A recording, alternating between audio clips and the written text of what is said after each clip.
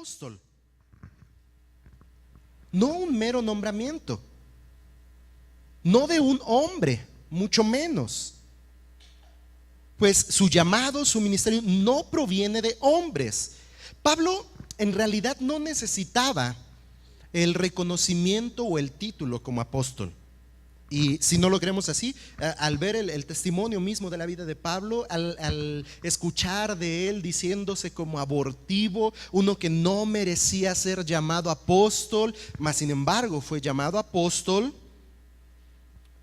Pero su nombramiento, dice él, no proviene de hombres. Pablo no necesita la certificación de una prominente figura eclesiástica. Incluso dice, Pablo apóstol, no de hombre ni por hombre.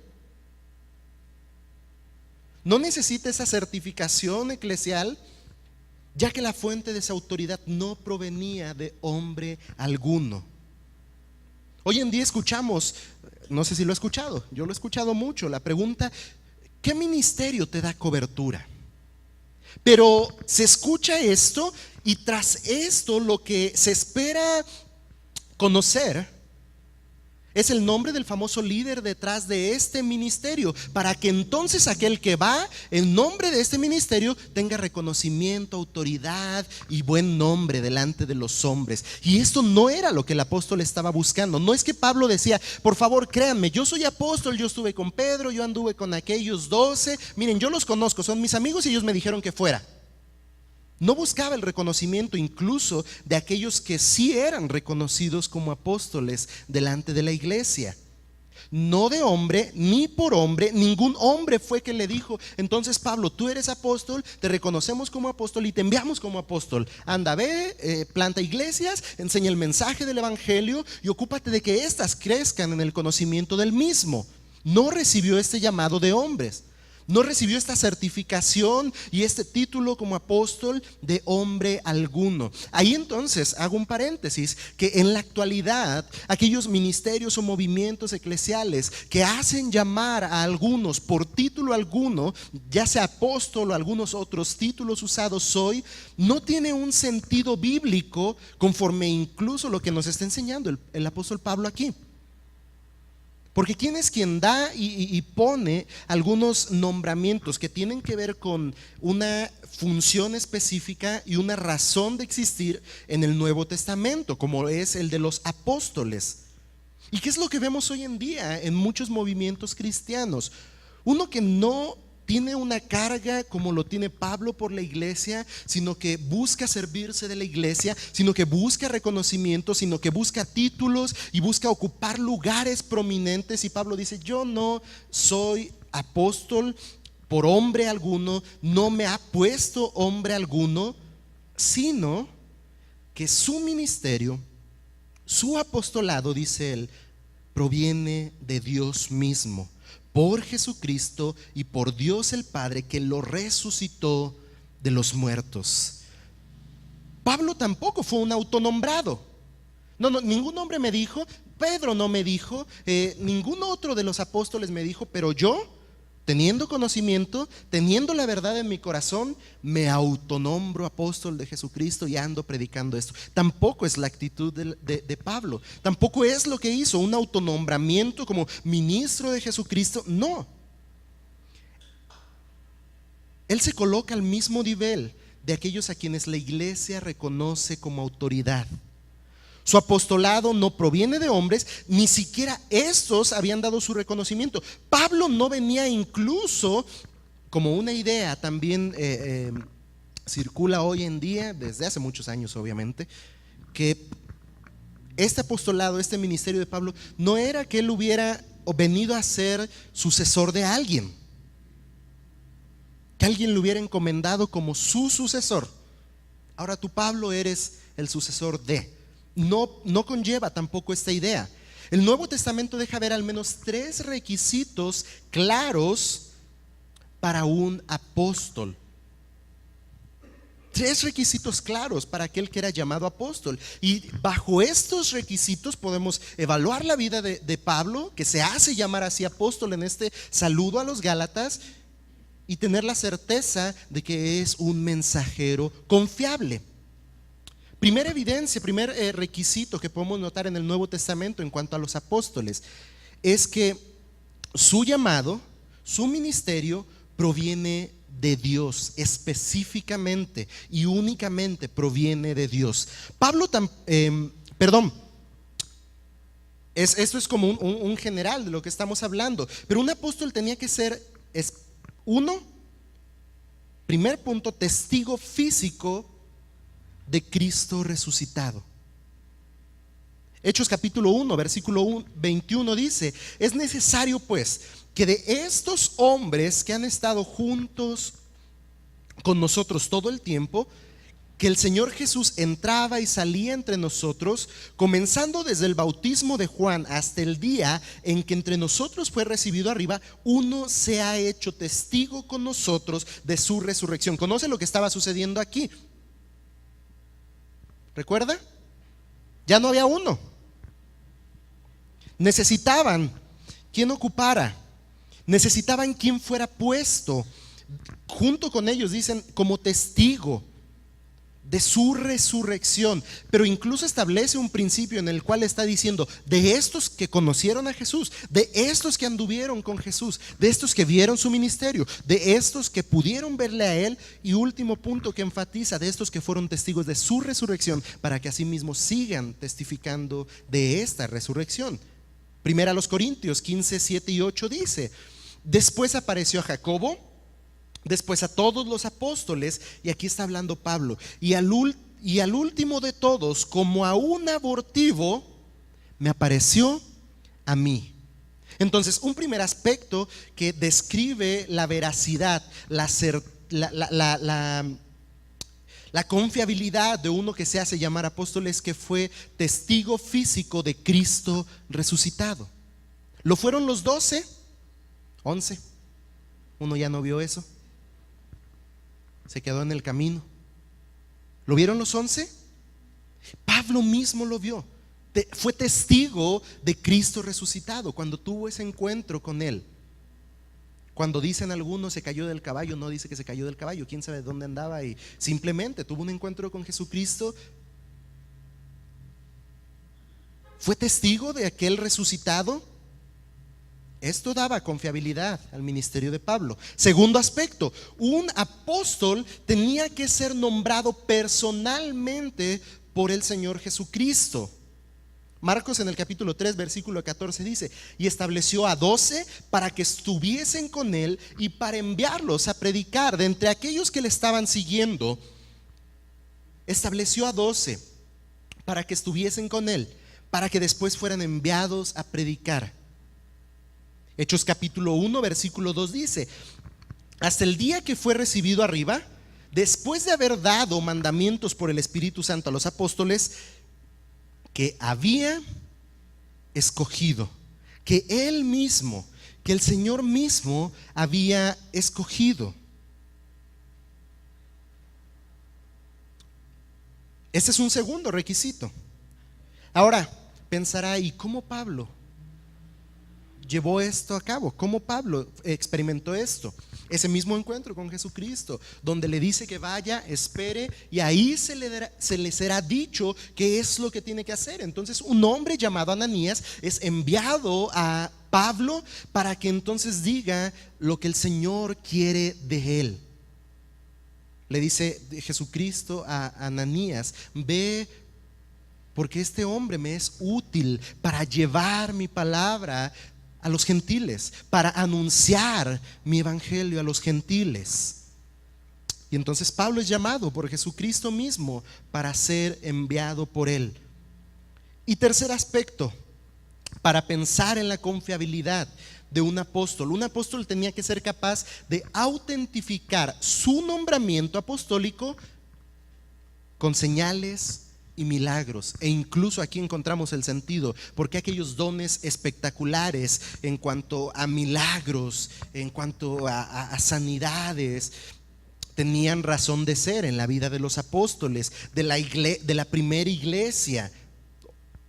Mateo capítulo 10, versículo 1 dice: entonces, llamando a sus 12 discípulos, les dio autoridad sobre los espíritus inmundos para que los echasen fuera y para que sanaran toda enfermedad y toda dolencia. No que Dios nos siga sanando, no que Dios nos siga liberando, no que Dios nos siga curando el dolor en la vida de los hombres. Pero aquellos actos espectaculares, aquellos actos evidentes que los 12 hacían, tenía que ver con la confirmación, con la credibilidad de aquel que les había enviado. Podían pararse, hablar y decir: venimos de parte de... y nadie les creería. Así como no les querían creer aún cuando veían todo lo que podían hacer y decir. Hechos capítulo 2 versículo 43 dice: y sobrevino temor a toda persona, y muchas maravillas y señales eran hechas por los apóstoles. Muchas maravillas y señales eran hechos por los apóstoles. ¿Para recibir ellos gloria? ¿Para ser exaltados ellos? ¡Wow! ¡Qué grandes son los apóstoles que hacen todas estas cosas! No, como testimonio confiable de aquel que les había enviado, de aquel que había dicho y que el Espíritu vendría sobre ellos y recibirían poder y serían testigos por todos los rincones de la tierra. Hebreos capítulo 2 versículo 3 y 4 dice: ¿cómo escaparemos nosotros si descuidamos una salvación tan grande, la cual, habiendo sido anunciada primeramente por el Señor, nos fue confirmada por los que oyeron? El testimonio de aquellos que conocieron. Versículo 4: testificando Dios juntamente con ellos, y esa es la manera en la que ellos estaban también testificando, con señales y prodigios y diversos milagros, y repartimientos del Espíritu Santo según su voluntad. ¿Con qué propósito? La confiabilidad del mensaje anunciado, la confiabilidad de aquel que les había enviado a anunciar este mensaje.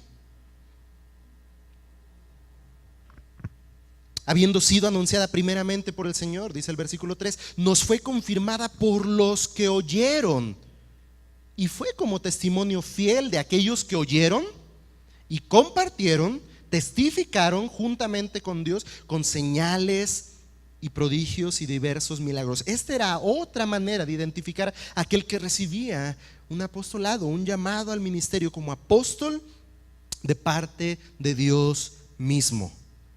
Testigo físico de la resurrección, un nombramiento recibido personalmente por el Señor Jesucristo, y un testimonio fiel a través de señales y milagros. Esto lo logramos ver a lo largo del Nuevo Testamento. Hoy en día, a la luz de la verdad revelada, de la palabra de Dios revelada a través de una escritura, no cobra sentido lo que vemos en los apóstoles en el Nuevo Testamento, la razón de su llamado, el porqué de su ministerio, tal y cual como ellos lo llevaban. El mensaje de estos mensajeros que describe Hebreos fue confiable. Señales, prodigios, milagros, obra del Espíritu Santo fueron testimonio de su veracidad, de su confiabilidad. Primera a los Corintios 15, 9 y 10 dice: porque yo soy, Pablo hablando, el más pequeño de los apóstoles. Y dice él que no soy digno de ser llamado apóstol. Y nos deja pensar, cuando está diciendo a los Gálatas, Pablo apóstol, no es que está diciendo yo el gran apóstol Pablo. Judaizantes, guárdenme respeto. Iglesias en Galacia, guárdenme respeto. Dice Pablo: yo soy el más pequeño de los apóstoles, no soy digno de ser llamado apóstol porque perseguí a la iglesia de Dios. Versículo 10. Pero, y aún aquí suma valor al ministerio de uno que tiene un corazón de esta manera, un corazón que puede ser usado por Dios. Pero por la gracia de Dios soy lo que soy. Y su gracia no ha sido en vano para conmigo. Antes he trabajado más que todos ellos. Interesante que Pablo puede decir, he trabajado más que todos ellos, y aún así no está diciendo, pero no soy digno de ser llamado apóstol. He trabajado más que todos ellos, pero me considero el más pequeño de entre todos ellos. He trabajado más que todos ellos, pero solamente por la gracia de Dios reconozco que soy lo que soy. Y sé que su gracia no ha sido en vano para conmigo. Y dice él, pero no yo, sino la gracia de Dios conmigo. Y este es un principio que nos lleva a nosotros a creer como iglesia que no hay hombre alguno, que no hay figura alguna que pueda recibir mérito por obra hecha en la iglesia o fuera de la iglesia, sino solamente Dios, su gracia obrando en los hombres, y nosotros solamente instrumentos de su gracia y nada más. Al Pablo colocarse en esta posición de autoridad junto con los 12 reconocidos, también colocaba su mensaje al nivel y veracidad del que ellos anunciaban. Pienso en versículo 1, regreso a Gálatas, cuando Pablo dice, versículo 2, perdón, que también le saludan todos los hermanos que están con él. Pienso incluso dos cosas, el segundo se lo voy a dejar más adelantito, pero el primero que pienso es que la iglesia misma, al Pablo mencionar que junto a él, enviando saludos a los Gálatas, hay una iglesia que está consciente del mensaje que Pablo está enviando a los Gálatas. Tal vez pasó por revisión de los ancianos de estas iglesias. Tal vez Pablo compartió con esos hermanos, esto es lo que voy a enviar a los Gálatas. Estos conocían su mensaje. Entonces estos estaban fe también del mensaje y ministerio de Pablo, lo cual nos hace pensar también como iglesia. No creemos en llaneros solitarios que se levantan, que se autonombran y andan por ahí, por el mundo vagando, predicando y diciendo y haciendo. La iglesia también ratifica el llamado de Dios a aquellos fieles al ministerio. Hechos capítulo 9, versículo 15, es donde Jesús dice a aquel llamado Ananías, ve, porque instrumento escogido me es este para llevar mi nombre en presencia de los gentiles y de reyes y de los hijos de Israel. Ve, porque instrumento escogido me es este. Pablo verdaderamente era un mensajero confiable. Pablo verdaderamente era uno que había sido llamado y enviado por Cristo mismo para proclamar el evangelio de salvación a los hombres. Era un mensajero confiable. Y segundo aspecto que podemos notar en este saludo, al ser un mensajero confiable, su mensaje era veraz, su mensaje era real y por lo tanto también confiable. Jesús mismo había empoderado a Pablo a través de Ananías para ser un mensajero del evangelio ante el pueblo gentil. Por lo tanto, el mensaje que Pablo anunciaba era completamente veraz, era completamente cierto y confiable. Aparte de los argumentos que son presentados para la veracidad y confiabilidad de su ministerio como apóstol, también podríamos pensar, por ejemplo, versículo 2, y todos los hermanos que están conmigo lo saludan. También pudiéramos pensar que la iglesia presente a su lado confirma también el mensaje, como decíamos, el mensaje que Pablo está presentando a los Gálatas. Ahora, interesante que desde el momento de su saludo, en 5 versículos introductorios a la carta, en un simple hola, ¿cómo están? Soy el apóstol Pablo, bendiciones, los saluda la iglesia que se encuentra conmigo. En un solo saludo, el apóstol expresa lo que quiere enseñar a los Gálatas. Por eso decía que nos pudiéramos quedar con los 5 versículos y decir, entendido el mensaje a los Gálatas, claro el mensaje, conocida la veracidad y la confiabilidad del mensajero Pablo y de su mensaje. No lo ponemos en duda. Conocida la provisión de salvación por medio de Jesucristo y la fe en Él. Y solamente esta necesaria para salvación, santificación y gloria a Dios en los hombres. Y versículo 3, Pablo le dice a los Gálatas: gracia y paz sean a vosotros. Pudiéramos pensar, es un saludo común, está deseando una buena bendición a los que se encuentran en las iglesias de Galacia. Pero continúa diciendo Pablo: de Dios el Padre y de nuestro Señor Jesucristo, gracia y paz sean a vosotros. A través de esta bendición expresa por Pablo, deja ver el contenido de su mensaje e incluso la congruencia con cada aspecto de fe que debe caracterizar la vida de los creyentes. ¿En qué sentido? Pablo presenta juntamente con el Padre a Jesucristo como fuente de gracia y paz. Pablo mismo es quien a los romanos, hermanos de los miércoles, tenemos fresquecito esto. Pablo es a quien los romanos enseña que uno de los resultados de la justificación por la fe es la paz y la participación de su gracia. Romanos 5, 1 y 2 dice: justificados pues por la fe tenemos paz para con Dios por medio de nuestro Señor Jesucristo, por quien también tenemos entrada por la fe a esta gracia en la cual estamos firmes y nos gloriamos en la esperanza de la gloria de Dios. La fuente misma de paz y gracia es Jesucristo por medio de la fe. Y ¡pum!, por medio de una bendición expresada para los Gálatas, Pablo deja ver ese mensaje en el cual estará enfatizando a lo largo de toda la carta a estos creyentes en Galacia. Jesucristo, la fe en Él, son el medio de provisión, de paz y gracia para los hombres. Y Pablo dice a los Gálatas: gracia y paz sean ustedes por medio de Dios el Padre y de nuestro Señor Jesucristo. Jesucristo ocupa el lugar central en el mensaje de Pablo. No hay otra figura.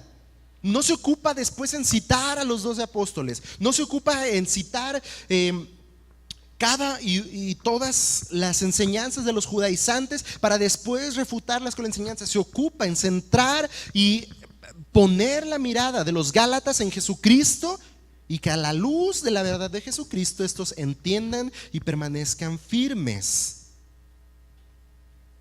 ¿De qué manera vemos la centralidad de Cristo en el mensaje de Pablo? Y 3 aspectos finales vamos a destacar en esto. Versículo 4: Jesucristo, el cual se dio a sí mismo por nuestros pecados. Aprovecha esa oportunidad de decir que tengan paz y gracia de Dios el Padre y de Jesucristo. Por cierto, Jesucristo es, por si no lo tenían presente, judaizantes, escuchen, este Jesucristo del que estoy hablando es el que se dio a sí mismo por nuestros pecados para librarnos del presente siglo malo, conforme a la voluntad de nuestro Dios y Padre, a quien sea la gloria por los siglos de los siglos. Amén. Jesucristo ocupa el lugar central en el mensaje de Pablo, primeramente, mostrando que la obra de Cristo primeramente nos salva del pecado. Solamente la obra de Cristo nos salva del pecado, pues Él entregó su vida para pagar por nuestros pecados. Y esto deja ver Pablo en este versículo 4. Primera a los Corintios 15:3 dice: porque primeramente os he enseñado lo que asimismo recibí, que Cristo murió por nuestros pecados conforme a las Escrituras. Cristo murió por nuestros pecados. Primera de Pedro 3:18: porque también Cristo padeció una sola vez por los pecados, el justo por los injustos, para llevarnos a Dios, siendo a la verdad muerto en la carne, pero vivificado en espíritu. Padeció una sola vez por los pecados, siendo el justo, tomando el lugar de los injustos. La obra de Cristo nos salva del pecado, solamente la obra de Cristo. Isaías 53, versículos 5 y 6. Mas Él herido fue por nuestras rebeliones, molido por nuestros pecados. El castigo de nuestra paz fue sobre Él, y por su llaga fuimos nosotros curados. ¿Por qué razón tendría que suceder esto?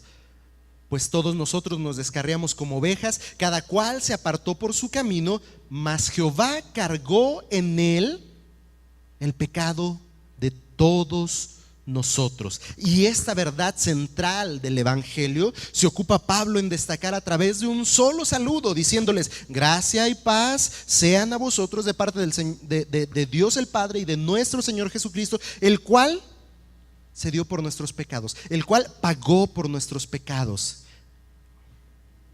el cual tomó nuestro lugar, el cual nos salva del pecado. Y segundo aspecto que logramos notar: para librarnos del presente siglo malo. Tiene relación con la libertad que Cristo da del pecado, con la paga por el pecado, con la sustitución de Cristo en la cruz del Calvario a través de su sacrificio. Pero este segundo aspecto tiene que ver con que Él nos guarda también en santidad. Y era uno de los aspectos que los judaizantes estaban enseñando a los gálatas: que la santificación, que aquel que había creído, que aquel que había sido salvo por la fe, llegaría a ser santo, llegaría a ser justo, limpio de pecado por medio del cumplimiento de la ley. Pero Pablo mismo es uno de los que se ocupa en enseñar que la ley lo que trae es condenación y atadura. Pero la obra de Cristo trae perdón, libertad de pecados, y nos guarda en santidad en el presente siglo malo. Nos libra del presente siglo malo. La única manera de vivir libres es el título de nuestra serie en los Gálatas. La única manera de vivir libres e íntegros ante un presente mundo infestado de maldad es por medio de la obra de Cristo Jesús, y no por el cumplimiento de la ley. Usted y yo no podemos ser libres del presente siglo malo porque venimos a la iglesia. No seremos libres del presente siglo malo porque tomamos 5 minutos para orar y leer la Biblia cada día, e incluso la dejamos abierta en el buró por si las moscas. No seremos salvos del presente siglo malo, no seremos guardados de la tentación y del pecado hoy por el hecho de hacer ciertas prácticas que nos hagan pensar que somos libres y salvos del presente siglo malo, sino solamente por medio de la obra de Cristo, el que se dio a sí mismo por nuestros pecados para librarnos del presente siglo malo. Entonces, la obra de Cristo, el mensaje central que anuncia el apóstol Pablo, tiene que ver con que Cristo salva al hombre del pecado, solamente su obra, y que Cristo nos guarda en santidad. Cristo nos guarda del pecado por la obra realizada. Dice Tito capítulo 2 versículo 11: porque la gracia de Dios se ha manifestado se ha manifestado para salvación a todos los hombres, enseñándonos que, esto enseña el Evangelio, renunciando a la impiedad y a los deseos mundanos, vivamos en este siglo sobria, justa y piadosamente, aguardando la esperanza bienaventurada y la manifestación gloriosa de nuestro gran Dios y Salvador Jesucristo. Y nuevamente enfatiza Pablo en la carta a Tito esta verdad: quien se dio a sí mismo por nosotros para redimirnos de toda iniquidad y purificar para sí un pueblo propio, celoso de buenas obras. Salvos por su obra, guardados santos en Él por su obra, no por el cumplimiento de alguna ley. Él nos salvó para sí. Y el último aspecto que muestra a través de este tema central del mensaje de Pablo tiene que ver con que la obra de Cristo, así como produce salvación del pecado, así como guarda a los creyentes del presente siglo malo, les mantiene en santidad, también trae gloria a Dios el Padre. La obra de Cristo trae gloria a Dios el Padre. Nuestras obras, el cumplimiento de la ley no traería gloria a Dios, sino lo que nos haría pensar es: uy, qué buen cristiano soy, ve nomás, ahora sí me lucí con el diezmo, me rayé. Hoy canté como los mismos ángeles. No, hombre, mi adoración llegó hasta el mismísimo cielo. Esto, aunque suene gracioso, es lo que nos llevaría a pensar a todo aquello que nosotros hacemos pensando que así agradamos a Dios.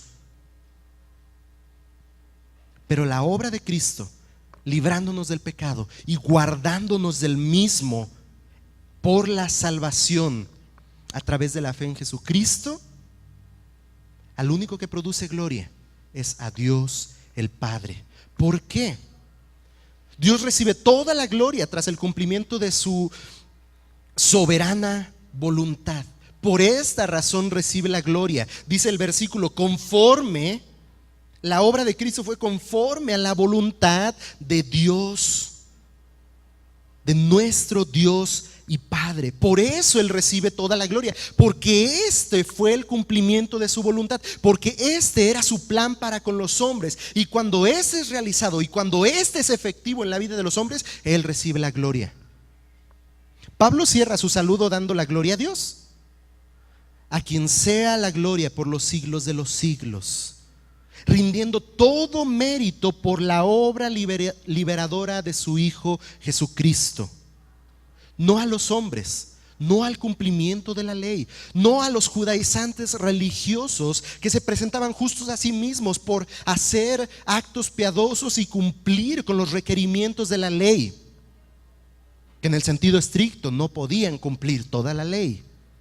Pero Pablo dice: por la obra de Cristo, aquel que se dio a sí mismo por nuestros pecados para librarnos del presente siglo malo, conforme al plan soberano de Dios, a Dios sea la gloria por los siglos de los siglos. Amén. Y a esto nos debe llevar el mensaje del Evangelio.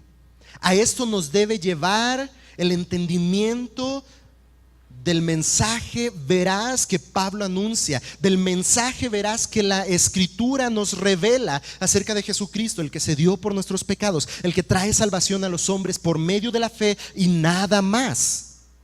A esto nos debe llevar a rendir gloria a Dios. Primera de Timoteo, capítulo 2, versículos 3 al 7 dice: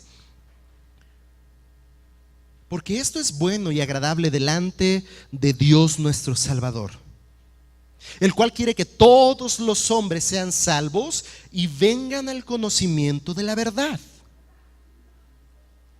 Porque hay un solo Dios y un solo mediador entre Dios y los hombres, este es Jesucristo hombre, el cual se dio nuevamente a sí mismo en rescate por todos, de lo cual se dio testimonio a su debido tiempo. Y aquí está el mensajero confiable, expresando su mensaje veraz, diciendo a los hombres: para esto yo fui constituido predicador y apóstol. Digo la verdad en Cristo y no miento, dice el apóstol Pablo, y maestro de los gentiles en fe y verdad. Esa es la voluntad del Padre. Ese es el deseo amoroso de Dios el Padre Celestial. En esto es glorificado el Padre. En esto se deleita este mensajero confiable a través de predicar un mensaje fiel y verdadero, diciendo: hay un solo Dios, hay un solo mediador entre Dios y los hombres. Este es Jesucristo. Es el que se dio en rescate por todos. Es del que se da testimonio, del que se ha dado testimonio, del que se da testimonio. Para esto fue que Pablo se considera haber sido llamado al ministerio como un mensajero confiable. Para esto es que Pablo fue llamado como apóstol y predicador, para anunciar un mensaje veraz a los hombres. Cristo pagó por nuestros pecados. Cristo nos da libertad. Cristo nos guarda del pecado y Dios recibe la gloria por la obra de su Hijo. Hermanos, ¿qué de Dios hemos recibido? ¿Salvación de pecados? ¿Libertad del presente ciclo malo? ¿Libertad de lo que está por venir? Tal vez no somos llamados apóstoles. Tal vez no vimos, no tal vez, seguro no vimos a Jesús resucitado. Tal vez no se nos presentó de manera literal y con voz audible nos dijo: ven y sígueme. Tal vez no nos dio la potestad de hacer grandes actos, sorprendentes actos, evidentes actos que dieran testimonio de la fe. Pero por medio del Espíritu, por medio de la palabra predicada, nos llamó y nos apartó para salvación. Y nos dijo juntamente con los discípulos: vayan y hagan discípulos a todas las naciones.